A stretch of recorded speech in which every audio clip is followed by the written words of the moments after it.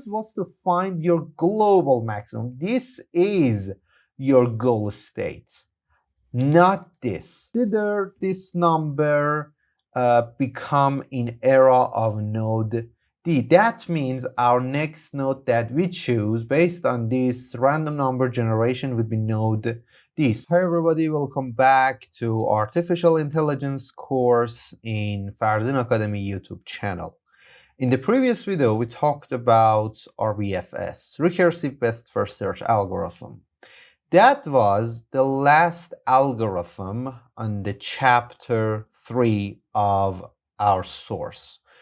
And in this video, we want to start chapter 4, our new chapter, and this is about local search and new type of search algorithms.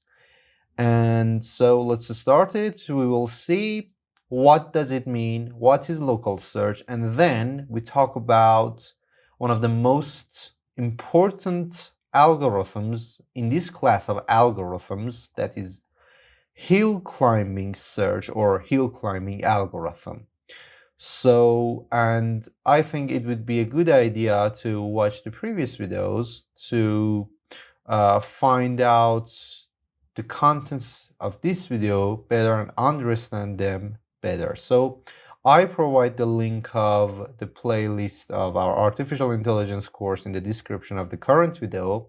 So all you have to do is click on that and all videos will be shown for you, and you can pick the videos that you want and watch them.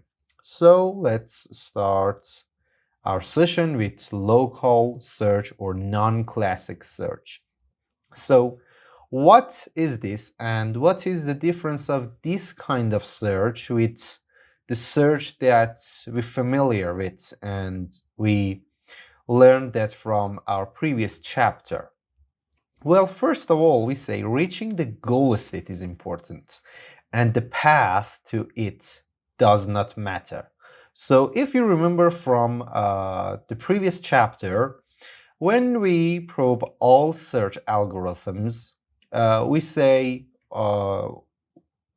which one are optimal, which one are complete, and we liked to find optimal algorithms. For example, we liked UCS, Uniform Cost Search, or we like A** search because these algorithms were optimal. They would find one of the goal states in the best scenario. But in this kind of search, in local search, because of some features of our search environment, we cannot go for finding an optimal path, because finding a path to one of the goal nodes would be so challenging that we decrease our expectations to just finding a goal state. So if we can find a local search in our environment that just find one of the goal states and we find a path to what we want, that would be enough for us. So what matters in this kind of search is just finding a path to one of the goal nodes. So this is the first thing. After that, we say from the current state, it only moves to neighboring states. So when we solve some algorithms on graphs in the previous chapter, we know everything. You see all nodes, all edges, all weights, all directions, and based on this information, you decide what to do. But in this kind of search, you don't have all this information about your search space. This is the key importance of the difference between local search or non-classic search with classic search that we discussed about in the previous chapter. So because we don't have all information about our search space, all we can do is moving to neighboring states. And the final point is these kind of searches are suitable for optimizing problems with respect to the objective function. So in this kind of search, we have to look for our objective function and see that can we find a goal node according to our objective function and maximize it. So it would be good to first see some phrases and get familiar with terminology of this chapter in this diagram. So my vertical axis is objective function. You know what is objective function. It is a numeric measure that we try to maximize it and find a condition that this measure becomes so high. And our horizontal axis is our state space. So we want to find a location in our state space. We want to find a state that our objective function would be in its highest number. So this is a diagram that Russell used in his book, and I'm using it here. And there are some terminology that we see all of them one by one. First one is that I want to talk about is global maximum. What does it mean? It means look in your whole state space and see what state has the most value of your objective function. So for this diagram, this state would be this point of my diagram. This point is the highest value according to my objective function. So we call it global maximum. It's a maximum point and it's global. Global means throughout all states in your state space, this is the highest value. So because of this, we call it global maximum. And also we have local maximum. It means this point is greater than its neighbors, but it's not greater than, it's not the greatest point throughout all my state space. This point is less than this point. So this is maximum, but not global. This is local. And also we have a phrase that we call it shoulder. It happens when we are ascending, then we get a stable situation, and then we continue our ascending. Or even it could happen in descending. You're descending, then a flat states, and then continue your descending. So we call these parts shoulder. And we have another phrase, flat local maximum. It's like shoulder, but you don't continue the way that you were doing. If you were ascending, then you have flat, then you descend. Or you're descend, then you have flat, you're ascend. We call this areas flat local maximum. This is flat local maximum, and this is flat local minimum. And the state that we are in it right now, we show it with this circle, and this would be our current state. So now you're familiar with these phrases: shoulder, global maximum, local maximum, flat local maximum, and flat local minimum. And also, you know, global minimum, local minimum, and so forth. And because we try to maximize the value of our objective function, we don't discuss about minimum points. So the important things here is maximum states. But let's see what is hill climbing. Now, you know what is local search and you're familiar with these phrases, so it's a good time to know hill climbing algorithm, one of the most important algorithms among local search algorithms. So I think the best way to explain this algorithm is with the story that is related exactly to its name, hill climbing. So consider we have a person who wants to choose the highest hill among the ones below and stand on it. So consider this curve that some adjacent hills. And this is our person. He wants to find the highest hill, climbing and stand on it. So if the search is classical, like our previous chapter, it means my whole state space is obvious and it's clear, we can see it. We identify the goal state before starting the search. So as you can see, this person has not started its climbing, but he or she already knew this point would be the goal. This is the highest hill and this would be our global maximum. So all he or she had to do is attempts to reach this goal state. So we go and at this point he reaches the highest state or its goal state and our search ends here. But consider I add some fog at this environment.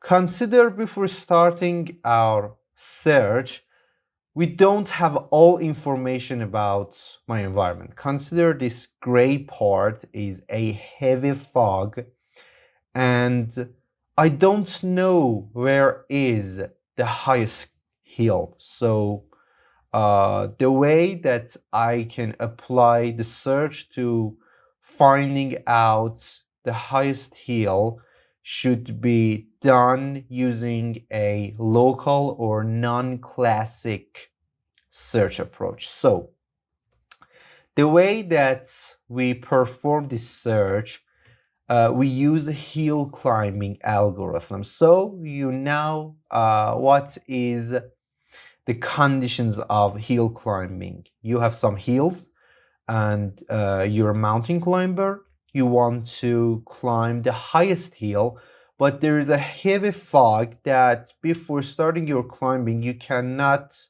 consider which hill is the highest one. So hill climbing algorithm works at this situation as follows. If the next state is more desirable than the current state, for example, you're climbing your hill and you see your next step would be in a higher height.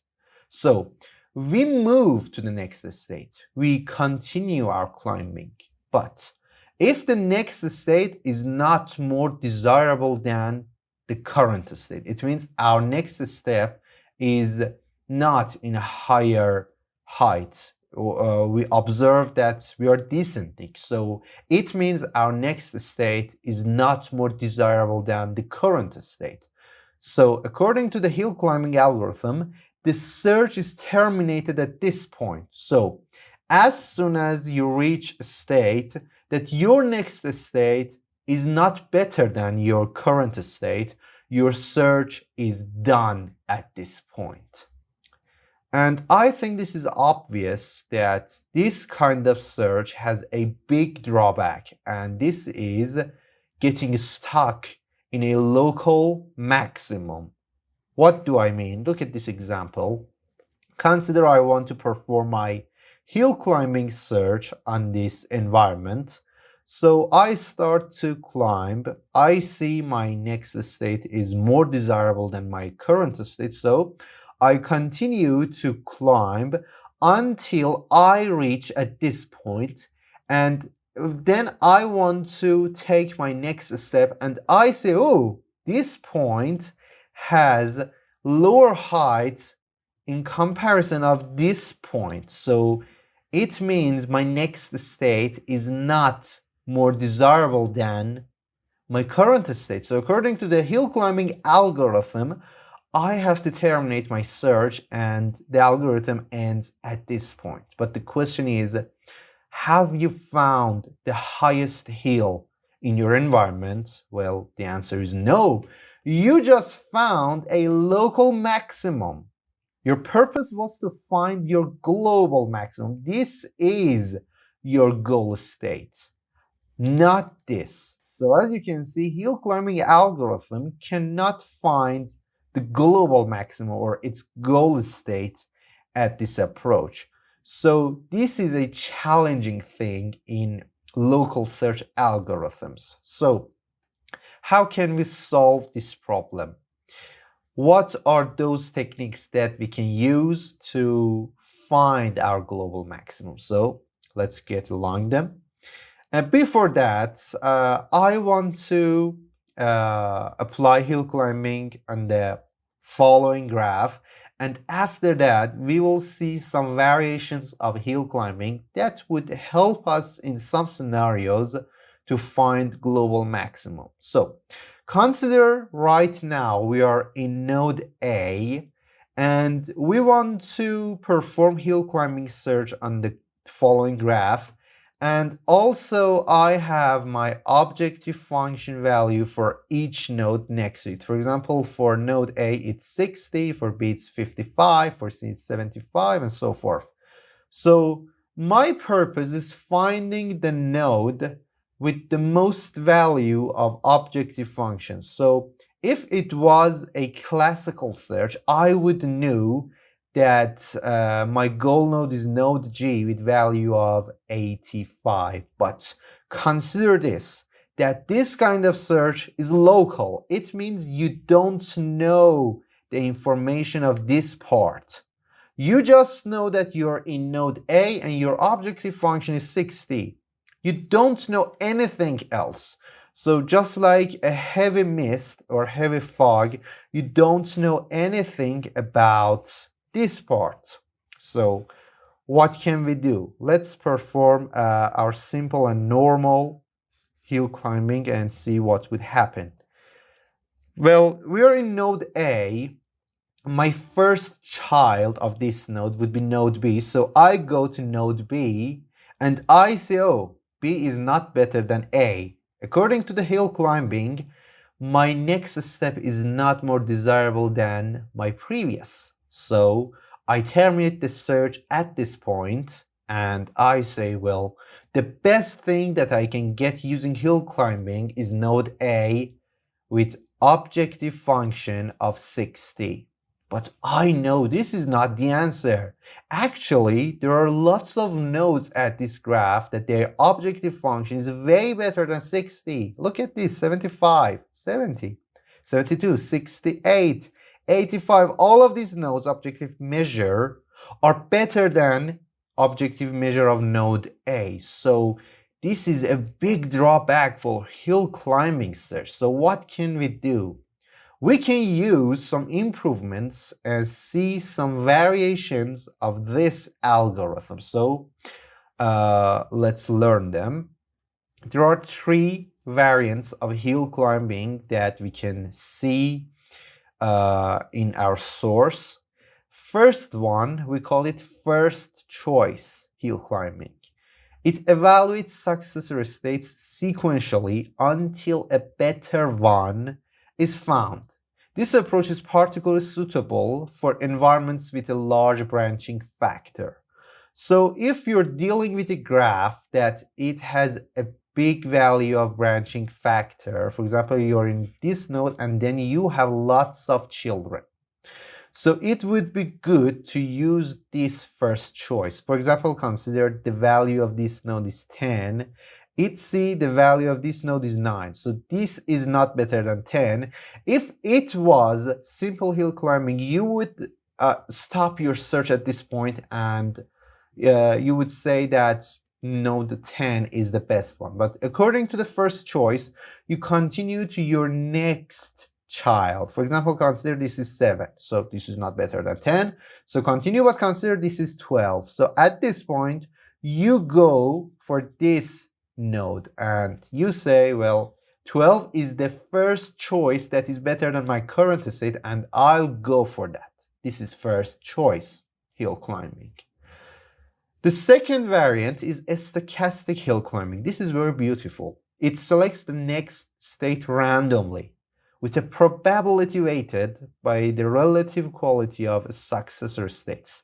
How it works, consider this. Consider I have these two nodes 2, 2, and 15. What stochastic hill climbing does at this environment, it says let's find the sum of all these objective function of these 5 nodes. That would be 9 plus 7 plus 12 plus 2 plus 15. So this would be 17, this would be 29, this would be 66, 36, and this would be 45. So the probability of going to this node would be 9 on 45. For this node, that would be 7 on 45.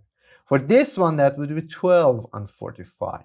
This would be 2 on 45, and this would be 15 on 45.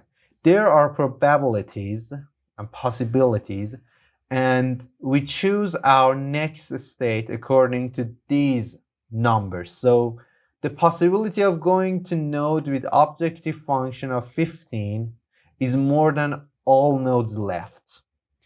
This helps us consider after going to this node, we will find a node with value of 100. This would be the best node. And the possibility of going to node 2 is not 0. It's 2 on 45. This is very low, but it's not 0. This approach helps us not to stuck in a local maximum. And the last variant is random restart hill climbing. Well, this kind of approach actually is a complete search because it executes the hill climbing algorithm multiple times from different initial states. So if your graph has 9 nodes and you do your random research hill climbing algorithm with n times, it means you're doing your algorithm for all your nodes and it is complete. It is imminent that you will find a goal node. So let's run all of these variants of hill climbing on the graph that we had. So consider I want to run first choice hill climbing on the following graph. I start from node A. My first child is node B. That is not better than node A. So according to the first choice, I ignore it and go for my next node. That would be node C. But node C is better than A. This is the first state that is better than A. So I go for this state. I go to its children, E. But E, 72, is not better than 75. So I ignored it. I make it red. Then I go for F. And 68 is not better than 75 too. So I don't go for this node 2, and there are no more children. That means my search is done at this point, and first choice hill climbing helps me to find node C as my answer. And as you can see, first choice is working better than simple hill climbing. With simple hill climbing, we found node A as our goal node with a value of 60 that is very low. But using first choice, we improve our answer and we find node C with value of 75 that is way better than node A. But how we can run hill climbing using a stochastic approach on our following graph. So we start from node A. I have to choose between B, C, and D. Well, stochastic tells me you have to choose it randomly with possibilities that are relative to objective function of your children. So I say we have 55, 75, and 70. What is the sum up of all these values? 55 plus 75 plus 70. It equals to 200. So if I want to calculate probability for each node, I have to divide its objective function on this value 200. So for node B, that would be 55 on 200. For node C, that would be 75 on 200.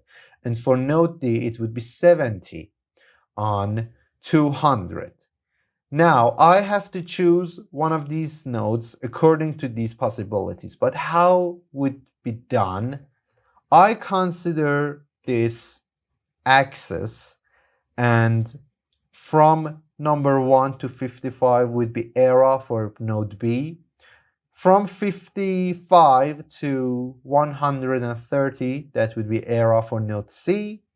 And from 130 until 200, that would be era for node D. As you can see, the points of this era node B would be 55. From 55 to 130 for node C, that would be 75 points.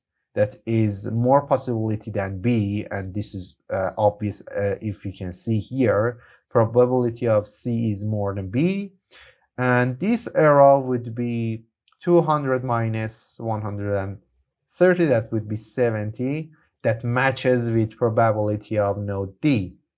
So consider we have a random number generator and we have to generate a random number between 1 and 200. So consider this number become in era of node D. That means our next node that we choose based on this random number generation would be node D. So I go for node D, and after that I have just one child. So the probability of choosing that is 100. So I don't generate any random number because this is imminent. So I go for node G, and this is a leaf, and my search is done at this point.